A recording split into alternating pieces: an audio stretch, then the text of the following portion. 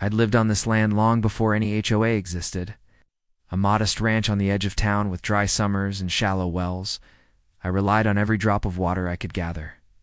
When the new HOA president moved in, some city woman named Marla, with no boots-on-the-ground experience, things started to change. First, it was the fence height. Then the chickens. Finally, she declared backyard wells unsightly and in violation of neighborhood appearance standards. I ignored her, my land, my rights. A month ago, I began drilling a deeper well to support my garden and livestock. That's when the trouble started.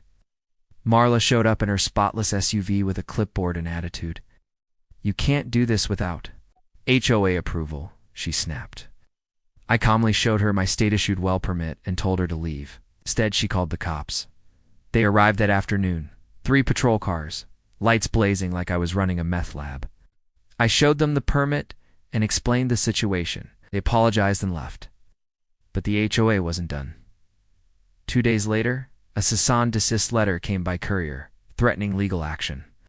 But Marla didn't know one key thing: the HOA's water supply used by their cattle farm just past the ridge ran through an underground easement on my property. An agreement my grandfather made with the original ranchers decades ago. So, I walked to the valve buried under the old pecan tree, turned it off, and locked the box. Within hours, the HOA cattle manager was at my gate in a panic. "The troughs are dry. We've got 1,500 head with no water." I shrugged.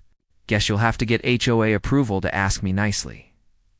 They tried legal threats. I pulled out the easement agreement. It had expired 5 years ago and was never renewed. The water was mine. The next board meeting was a riot, homeowners demanded. Marla's resignation.